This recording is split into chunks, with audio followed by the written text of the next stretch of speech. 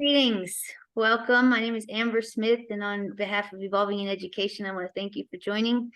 Today's date is August 23rd, 2023, and this is our Evolving in Education's Childhood Education / Curriculum Focus Group meeting.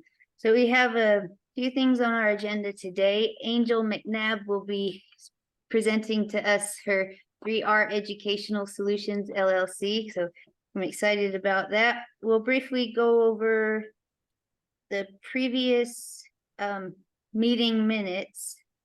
But first, if whoever would like to introduce themselves, I invite you to. I'm Angel.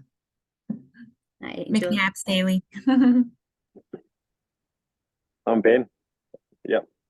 I'm here for the to learn and to grow and help support EIE on their journey.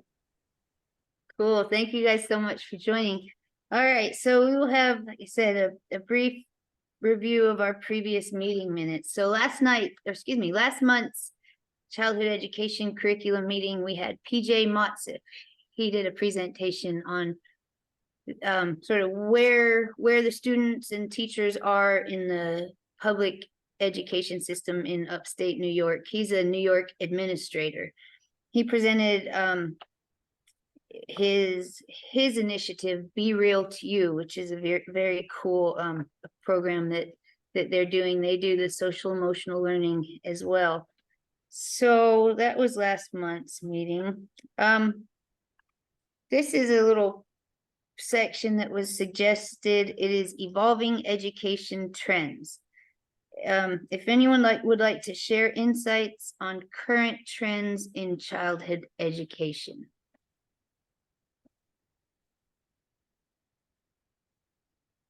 And if not, we will just briefly discuss the importance of adapting the curriculum to meet changing needs.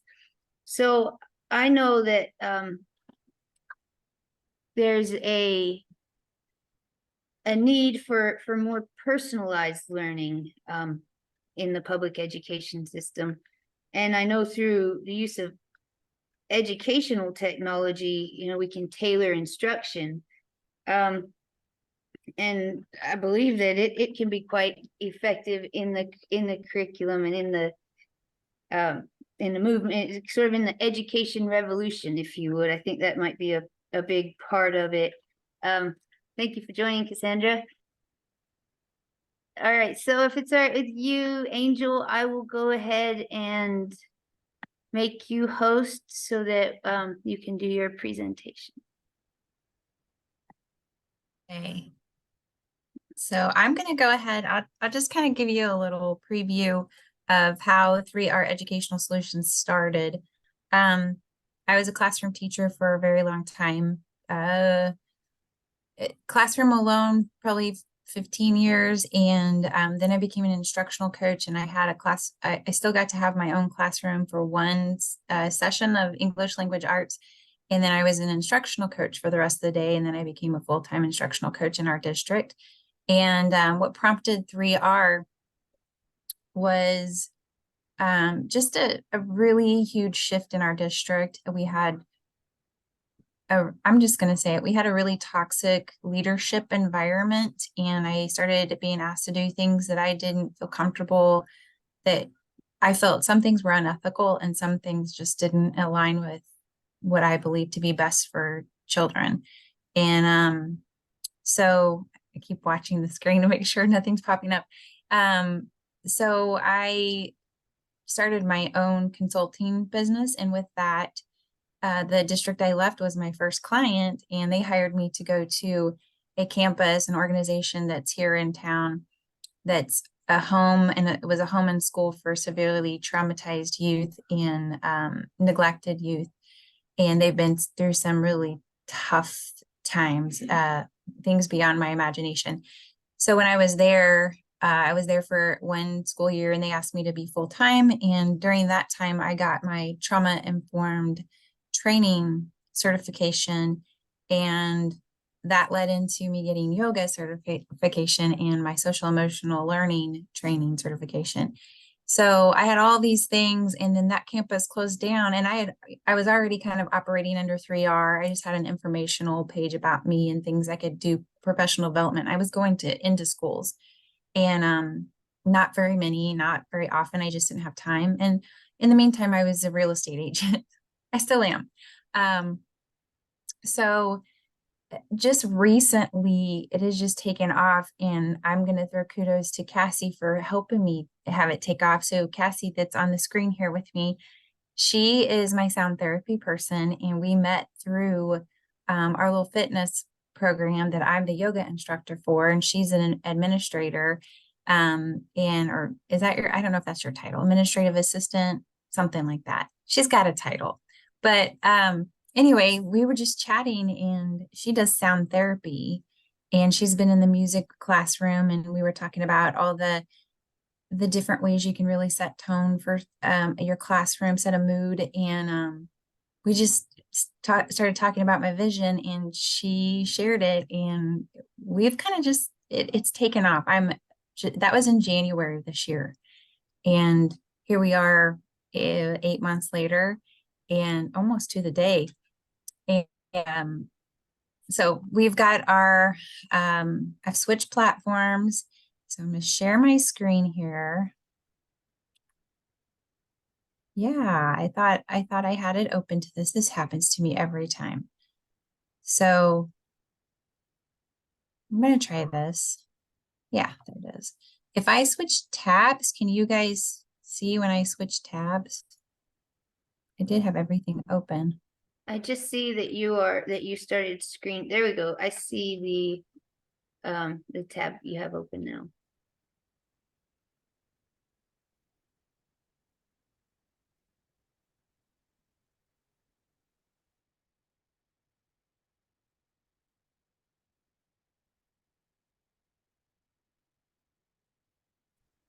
Works.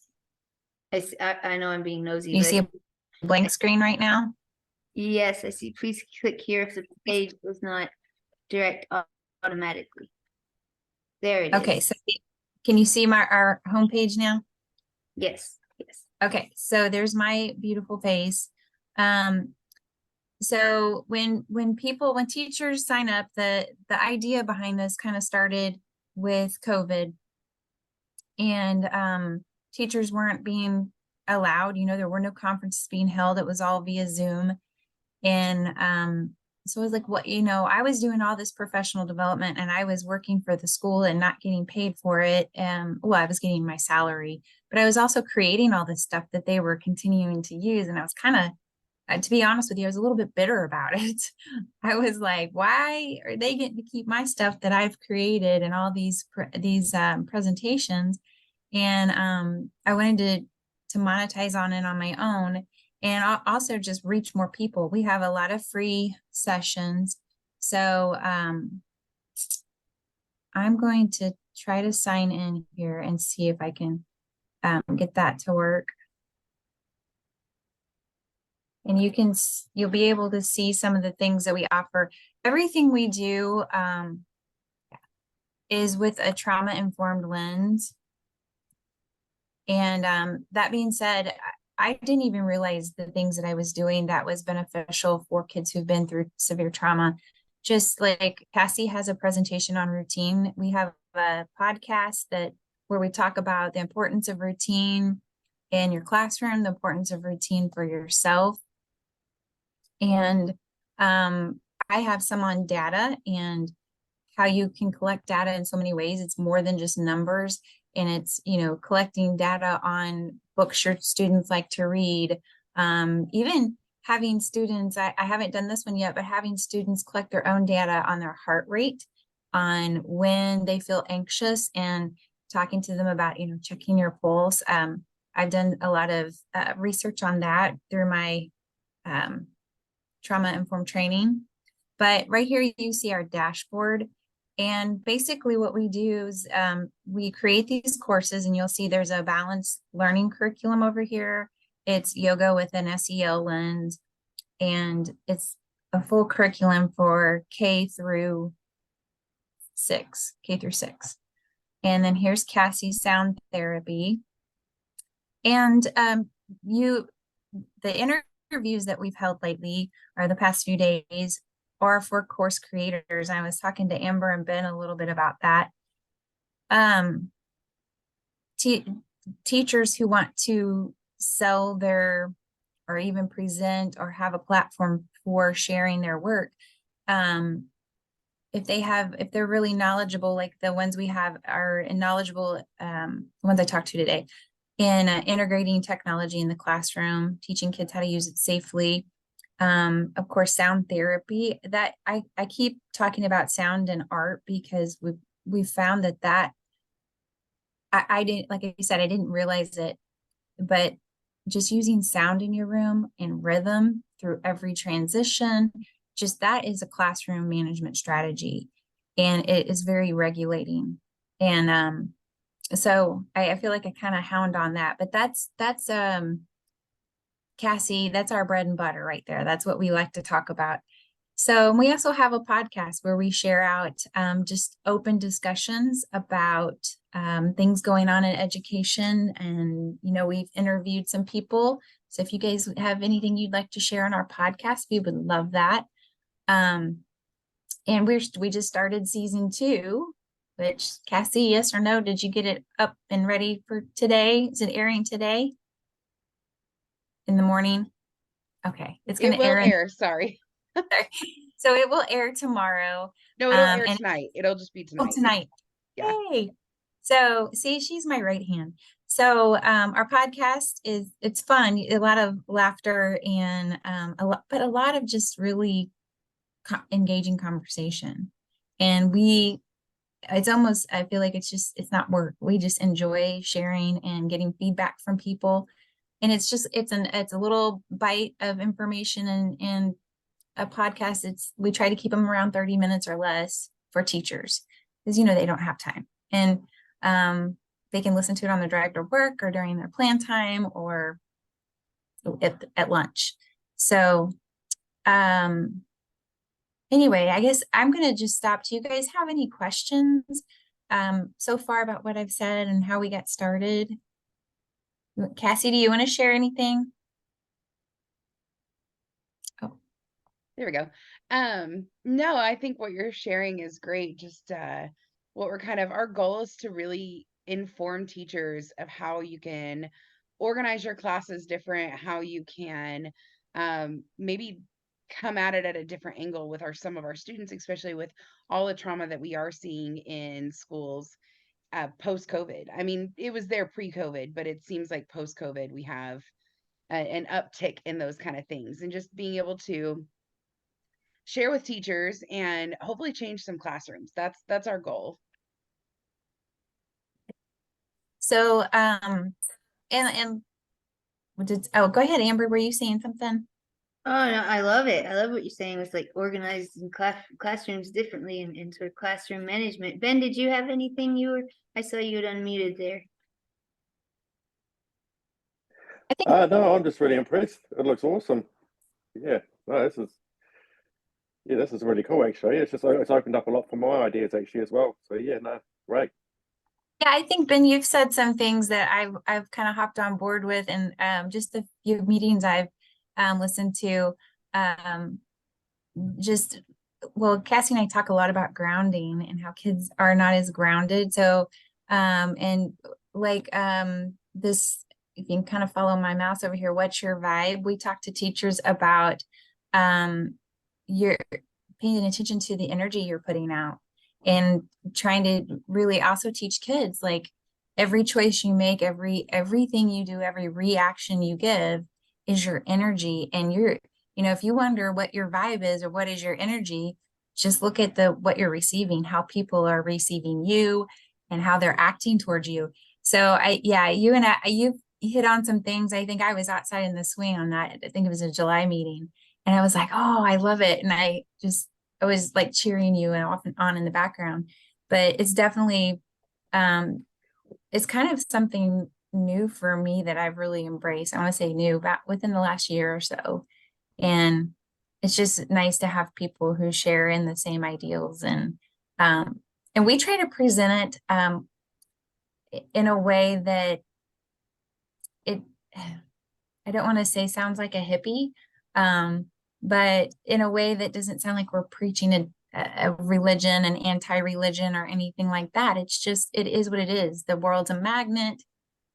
You're giving off a vibe. And the way I kind of presented it, I did a keynote a few weeks ago, is, you can, karma is kind of a slang term, but the fact is you guys have walked into a classroom or into a room anywhere and you could cut the tension with a knife. That's energy. That's everyone's energy. You can feel it. You've walked into a room and you're like, oh my gosh, the vibe in here is excited. Everybody's happy. And if you walk in like that and they're not, you're like, uh-oh, and you want to get out, or your energy immediately shifts. And so it's a thing. And that's, we talk to teachers about that. So I feel like I'm rambling, so I'll stop talking now. No, it's good. It's good. And what's fascinating now as well, they can measure our energy field around us, our magnetic field. They can actually measure that now, and that all comes Yes. into our coherence, and that comes into our coherence as well, like because you've got coherence breathing and you've got resonance breathing. So that resonance breathing actually it stabilizes your magnetic field around you, which is just, it's fascinating stuff. And it's so simple too. And that's the other thing. I don't know if you know this, with that resonant breathing, like especially the breathing, like each one of us has our own individual resonance breathing rate. So like for me, I think I'm about 4.9 seconds. And so it depends on your height. There's actually a calculation you can do to figure out. So obviously a child's going to be better off doing, they're shorter. So their timings might be different, around maybe 3 to 4 seconds or something like that. But yeah. So this is what we're working at here, targeting, finding out all this as well. So saying to the kids, oh, here's your tailored music to follow, do some breathing on this, etc. Yes. And so tailored music, and we talk a lot, and Ben, hop in here, we talk a lot about frequencies and what we're putting into our kids' ears and what the world's frequency is for radio. Like the United States has a frequency, Europe has a frequency, and I want to say United States and Europe's the same. I could be wrong, but we talk about the different frequencies and how it can affect mood and thinking. And just, you could kind of see teachers going, what? And you're like, well, why not try it? Why not take your angry music, put it away, and put some happy music in for an hour and see what happens to your mood? What can it hurt? So what I hopped over here because I want to make sure you guys could see like what we offer teachers. So this is one of Cassie's courses. And I don't know how long, Cassie, is this? About how long does it take? Roughly the whole thing to about 2 hours. For Okay. them to go through all of it, really look at all the material, and use any of it in their classroom. I would say about 2 hours to kind of experiment with it too. Right. So here in Missouri, you have to have so many hours of professional learning. And I learned a lot about New York and New Jersey just in the last couple of days. So say I need 50 hours and I was sick and I missed 10 hours of professional learning and I have to get this in. This would be somewhere where they could go and they have to have so many hours of social emotional development. So Cassie would have this up here. Teachers could go in and purchase it for $50. Schools can pay for it. And then they go through all of this, and Cassie might have, and I don't think she does, but she might have, oh yeah, she has the PDF in here. She might have some little exams, and you can set it so you can't move on until you get a certain percentage on this little exam. And that way we know you've listened to it, you've read it. And then at the very end, you can click and get a certificate.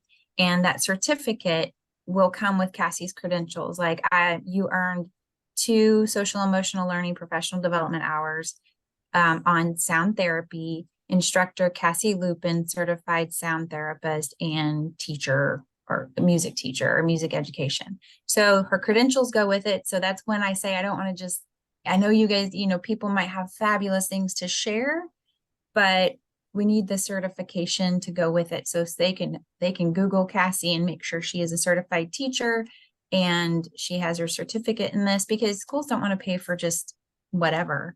You can get anything on the internet, but there's your 2 hours of professional learning. So That's wonderful. That is so cool. Now it says unlock the healing power of sound and vibrations. Does that have to do with resonant frequencies?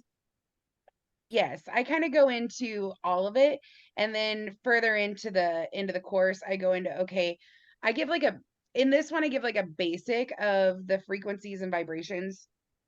And then later on in the course, I talk about how can you actually use it in your classroom, where are times that you can use it, what kind of frequencies might you want to use, what happens, um, or like where maybe if you've got this situation happening on in your classroom, maybe try to play this frequency during structured what am I trying to say? Like independent Structure. working time. Yeah, independent working time.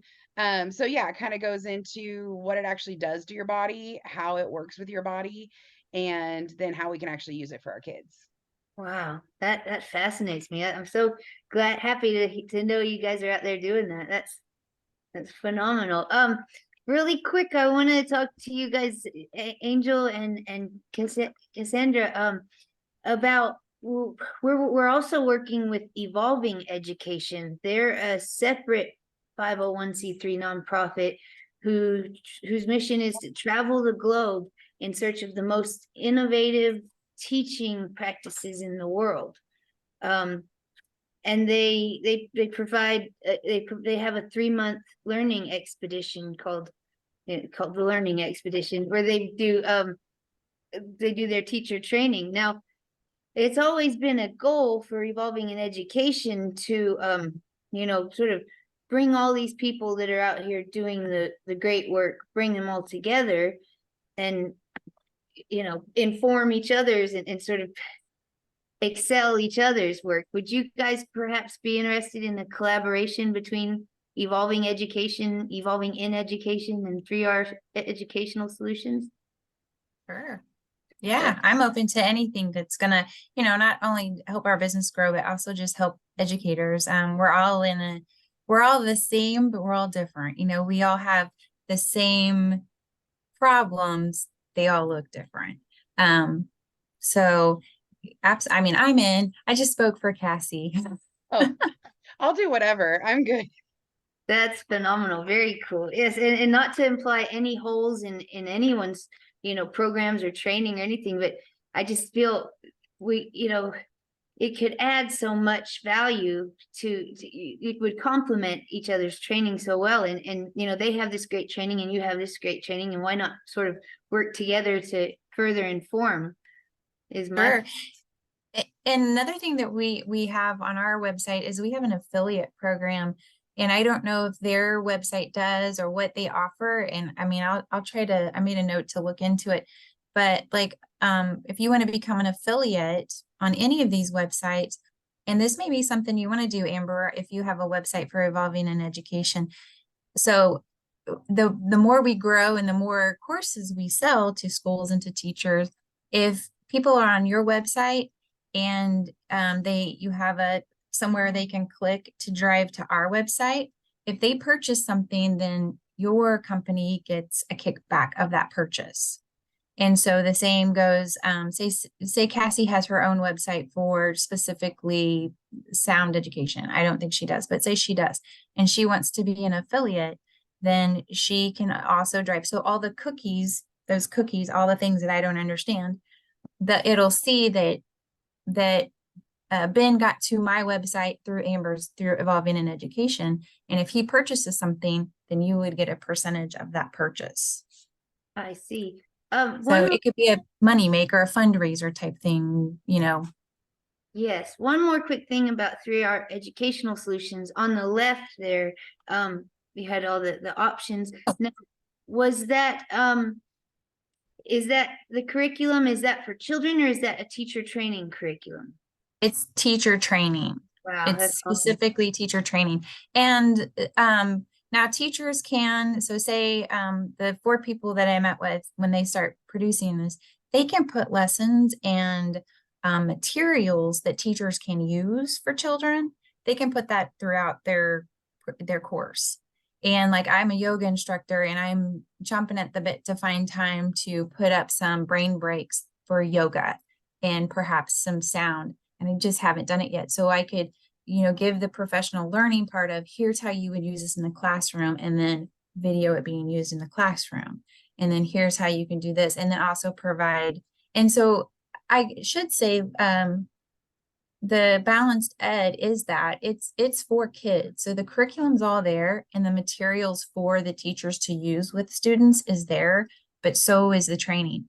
So in comparison, and I'm not trying to step on toes, but in comparison to teachers pay teachers, instead of just throwing it out there for downloads, it's how you use it.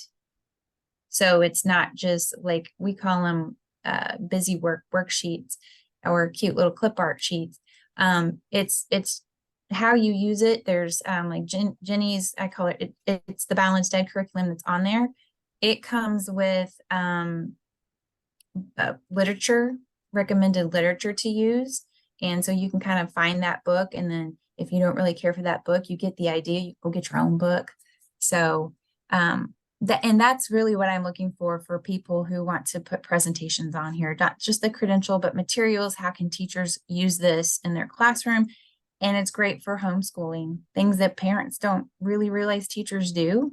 So how do I organize my classroom? How do I get them, because I know they do a lot of homeschooling, and there's blended families around here where they do 2 or 3 families because one of the moms is a teacher. And so they go over there, and then that one other mom she provides snack. A dad comes over and does athletics with them. So that's not uncommon. So Kind of like the homeschooling co-op. yeah. That's very cool. So Angel, did you have background in the neurosequential training? Yeah, that's my training. That's where I got my certification, the neurosequential model for educators. Very cool. Would you mind just briefly touching on that and telling us what that's about? Well, Dr. Bruce Perry, and you may be familiar with his work with Waco, the kids that came out of Waco. He created this training, and I always throw out this plug for The Boy Who Was Raised as a Dog. That was the first book I read by him. Have you guys read that? No. But through that training, you basically just learn how the brain is wired. So just basic functions when you're born, your brain is formed from the bottom up and the inside out. So we use the fist, I guess Jenny does it like this, and I do it like this, but you use the fist model. So this is your brain stem. So this is your safety and all your needs. And then the brain goes from the inside out, and the outside part, the most developed part of your brain as an adult, is your critical thinking. So if your basic needs are not met, you go into what they call the lizard brain, or to your lower brain, into your brain stem. And it's like that fight or flight response. When you get scared, you go into your brain stem, and your immediate action is what you do. Now my husband's downstairs, and I always talk about him, but he's so good at staying out of that brain stem. He's so good at it. He just kind of like, and then his instincts kick in, and I'm definitely a flight person. I get away, or I freeze up. So there's fight, flight, freeze, and flock. There's a new flock one that they've identified. So what was really intriguing to me is when the trauma occurs, that part of your brain that's being formed is interrupted. And everything that you are learning at that time is developing your thinking, your reaction, all those skills. So the worldwide trauma of the pandemic, for instance, our youngest was in kindergarten, super, really influential time. And luckily, we made sure he did his work, he was online. But as far as having to learn all those regulation techniques, like I've got to sit still, there were just different things that he didn't develop as early as his siblings did, just because what the situation was. So when my parents went through a divorce, I was 3 years old. Well, a lot of things are happening in your brain when you're 3. And there was that whole safety net of having your dad around and feeling safe and secure. So I always had this little, not fear of men, but just like, don't know, or when I'm home alone, every door is checked 3 times, and you know, I have a gun by my bed, just things like that, just that whole really irrational fear of something bad happening. And that's part of that when your brain is being formed. And that's why they say to read to your children so young, because they're hearing all those words and their brain is just making all those connections. So if you take it that and you go, oh yeah, we know about that, the same thing's happening with trauma. So when trauma occurs, even though you don't really see it yet, a lot of it, the results of it happen in adulthood when you don't know how to have a healthy relationship with your spouse. So that's what I learned. I think I came away from that training learning more about myself and having a different lens for my students. I know if I went into the classroom right now, I'd be a different teacher. And I was a good teacher. I loved my students. They loved me, but I think I would be a completely different teacher. So did I kind of answer your questions? If you know anything about Dr. Bruce Perry, check him out. His work is phenomenal. He wrote a book with Oprah too called What's Wrong? No, what's the matter? Or what happened? It's called What Happened to You?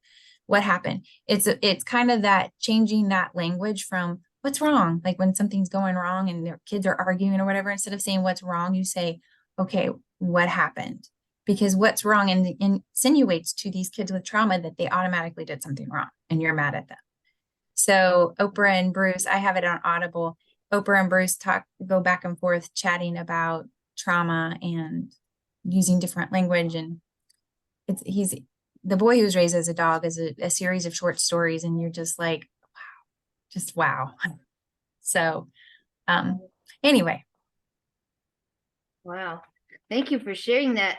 That I'm a bit of a neuroscience junkie now, so that just learning, you know, how the effects on the brain and development and how it plays a major part in your life. It's Ben, would you care to share what you do with ballet and your goals and with the HRV and our collaboration and all that?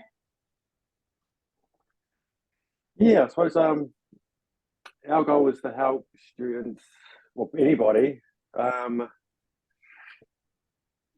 monitor and optimize your internal and your external systems.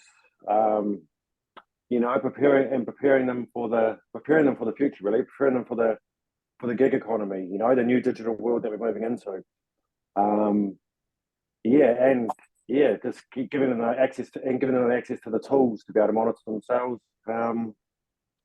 I suppose it's all about identifying. Yeah, it's about identifying the individual's strengths and weaknesses, and providing those tools for them to be able to strengthen those weaknesses, and optimize themselves, really. We want to, like, the way we want to do it, we want to be scanning their brains, we want to measure the electrical signals, we want to be monitoring the HRV, where we all of this where necessary. Help basically prepare people for the future, really, and because there is no healthcare system either in the modern world, really, for most people. So sort of, I think that's kind of it. Thank you. So, Angel, I saw somewhere within your site you spoke about how y'all do the heart rate monitoring. That's part of what Ben's working on. Ben, would you share really quick about what the HRV is? I'm not sure if you guys are familiar with that. The heart rate. I think we chatted about it, Ben. I think that was one of the things we chatted about. I was excited about that, but go ahead. I'm sorry. Yeah. Oh no, that's all good. Yeah, it is. It's pretty exciting. I'm just still scratching the surface of it. I mean, it's such an easy technology to have. You know, it's such a simple way to measure your systems in your body. You know, and the heart rate variability. It's measuring the space, the time between the heartbeats, because they're not always the same. You know, each heartbeat isn't the same, so it's measuring the time between the heartbeats.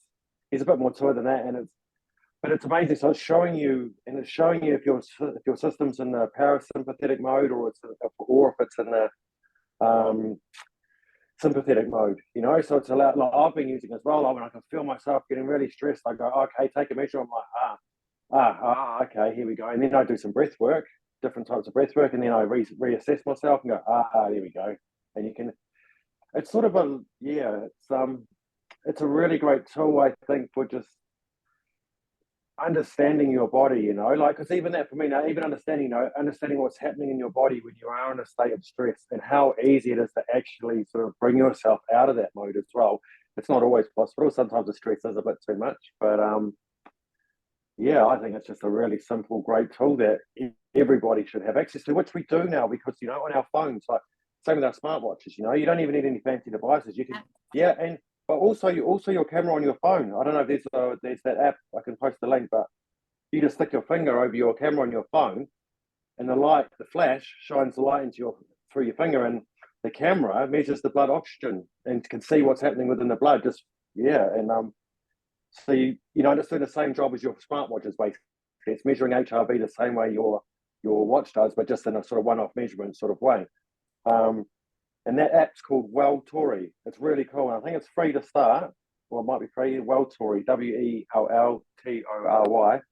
And even that is great. And what's great about that is the display it gives you too. It just sort of, you know, it gives you a nice little display, nicely presented display showing you, you know, how you're cranking, really, how you're rolling. But yeah, but along with that as well, yeah, measuring your brain waves too, because even this is what I found absolutely fascinating, and no one even is when your heart rate variability, your heart coherence. So the other thing, your heart coherence, like how much in sync is my respiratory system, my heart, and my brain. And when that's out of sync, the follow-on effects from that are it's like everything. And one thing I've learned is that can when that's out, it's trauma and stress causes us to go out of sync as well. So I would say almost you could guarantee that half these people who've got trauma, if you measure their heart rate variability, you're going to see that their coherence is not as well refined as it should be. And the other They go thing into as that well, lower brain. exactly, yeah, yes, and Yeah. that's and this, yeah.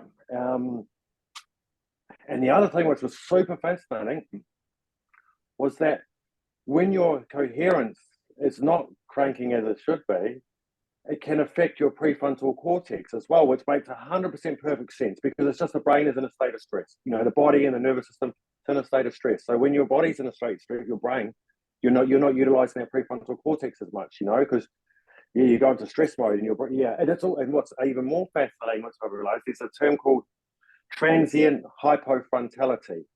So transient, it's you know, it comes and goes. Hypo, less, and then frontality is your brain. So transient hypofrontality, this is when your brain is in a state of flow, because you've sort of shut down your prefrontal cortex, your executive function in your work. And when you're in that state of flow, you're just using that sort of your eternal brain, but you're cranking.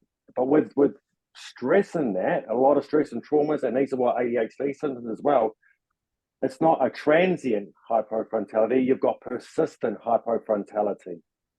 So it's like, so I think, and this is, to me, this relates to where people with ADHD can get into a state of hyperfocus because they're getting that dopamine. So they get into that state of hyperfocus.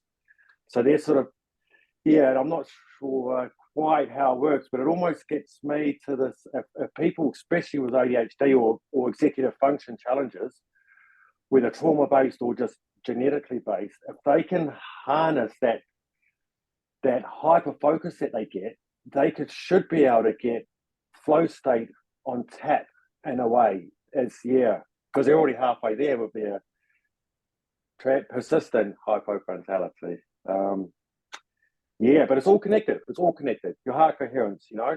But then there's the other thing which is super important too, which is that resonance breathing, which I thought was fascinating, because heart coherence, you can just do 4 seconds in, 4 seconds out, 8 seconds in, 8 seconds out. You just have the same in, you know, a 1-to-1 ratio of breath work.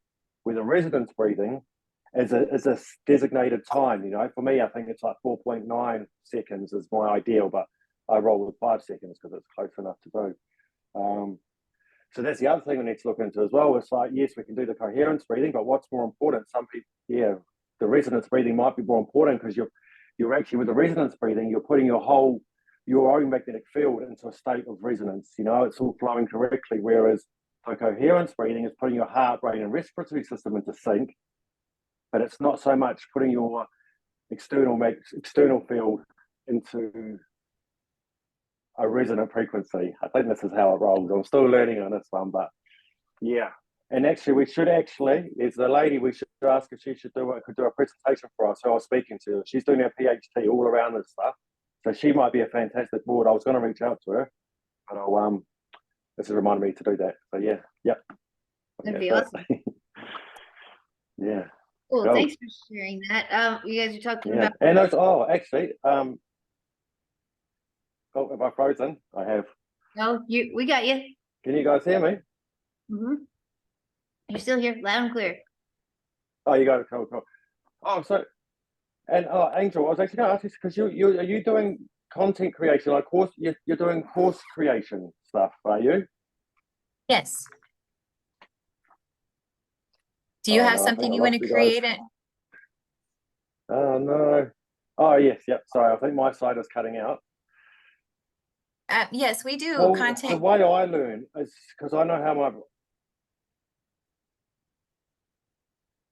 Oh, sorry, it's jumping in and out.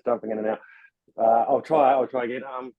So yeah, no, because the way I learn is, another trick to learning is it's to learn is like you're going to teach it to somebody, because then you're like expressing that you understand it as well. So one thing I'm looking at potentially doing is, as I'm learning, doing these courses I'm doing, is to actually create courses as I'm learning the courses to reinforce that learning within me, and also to create content at the same time. So instead of trying to build a one flow system where as I learn, I'm creating flashcards, I'm creating my memory palaces, doing all these sort of systems, but also I was going to look into adding in course creation as I'm doing that process as well.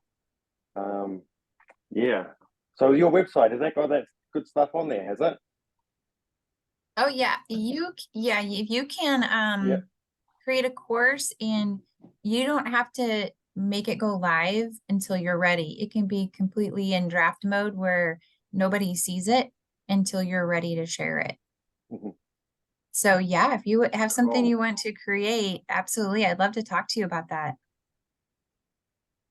Yeah, cool. Yeah, cool. And I think last time when you were talking about your heart rate systems, is that what yeah, we were talking about that through that training. One of the people we talked to as a teacher and her administrator, or maybe our team teacher, I can't remember the details of it, but they had a science class that it was a health class, and they were talking about the heart, and they were like, how about we teach kids about the heart? And it was astounding what they found and how those kids talked about their emotions. So not only were they taking their heart rate with the little heart rate monitors or the oxygen monitors or whatever, they were collecting their own data. So that's what they were learning, that scientific method, collecting their data, analyzing and looking at. I get really freaked out when there's a pop quiz. So every day they would walk into the class and they would say, okay, take your heart rate. Well, the teacher would always I used to do this too. I would have a sign that would say things you need for class, and or hey, all you need is a pencil, we're having a pop quiz. And then they'd go in and they'd be like, pop quiz, and they'd take their pulse. And on days they had a pop quiz, some of them were really calm. Some were like, my heart rate was up, but I was excited because I knew it. And they talked about their emotions through that. So I thought that was a really intriguing study. And I guess something you could implement in your classroom easily with a social emotional learning focus. Yes, that's very cool. The technology we have. Yeah. Very exciting to be living in the age of the brain. Yes, it is. Yes, it is. So would Sorry, you guys, go ahead, Ben? Oh no, I'm cutting in and out. Some people have arrived at the house, and I think the internet's getting overwhelmed. It keeps cutting out. Sorry. I'm just going over our agenda, seeing, because I'd like to wrap up soon. But if you guys have anything else you'd like to share before we do, I can't thank you guys enough for joining. And Angel, I can't thank you enough for speaking to us today, and Cassie for joining. I look forward to looking into your sound therapy more and your whole teacher training bit, and I'm excited to work together on that. I would sure love to make it accessible to everyone. Equitable education access. Do you guys have any suggestions or ideas on how to make equitable education accessible to all students? I know I feel through teacher training, if we can get teacher training out, like very holistic, comprehensive teacher training, dispersed, throughout the nation, even the world, I think we can provide equitable education. And that's very much Evolving in Education's goal, is to stand upon the shoulders of giants, to take all the wisdom and knowledge of those who have gone before us and every resource available to us to make deeply enriching education accessible to all students. That's the goal. So if anyone has any more questions for Angel or anything further, I'd love for you to share. And if not, we can go ahead and call it. We have weekly focus group meetings. I invite everyone to join. They're always at Wednesday at 6 p.m. via this link. Next week will be our nutrition focus group meeting, and PJ Motzif, the New York administrator, along with Jen Quirk, she's a nutrition expert, they'll be facilitating this upcoming meeting, and I invite you all to join. I'm looking forward to it. Okay, cool. Well, like I said, I thank you guys so much for Thank taking you. time here. Yeah, thanks for having Angel, us. what And was your- go ahead. Oh, what was your website? It's 3reducationalsolutions.com. I'll type it in Education the chat. Solutions. Oh yeah, Three cool. R, and it's the number 3 letter R, educationalsolutions.com. And Ben, where are you joining us from? I don't know if Cassie caught that she's dressed in warm clothes because it's cooler there. And it's in the I am morning. in New Zealand. New Zealand. Yes, Yeah, I I am thought in, so. I'm in New Zealand. Yeah. Sunny old, winter New Zealand. Yep, all the way down the bottom of the world here. Yeah, top of the world actually. On the top of the world, yeah. And Cassie, Awesome. you didn't get the chance to introduce yourself, so I'd like to Yes. offer you that opportunity. Well, and I apologize I jumped on late. I'm single parenting it for tonight. But I'm Cassie Lupins, and I'm again Angel's right-hand man. But I'm from right outside of Kansas City, Missouri. I'm from a smaller town just right outside of the city. Very cool. Well, thanks again for joining. Well, thank you for having us. Yes, it means so much to me that you guys all came, and I look forward to seeing you guys at another focus group meeting if you're free and would like to join sometime, and also look forward to our potential collaboration to make this beneficial training accessible to teachers all around the world. Yes. Thank you, Amber. Fantastic. Thank you, you. Angela. Thank you, Cassie. Thank you, Ben and Mika. I enjoyed speaking with you guys. Have a wonderful day. Bye. You too. Thanks everyone. Bye bye. Bye.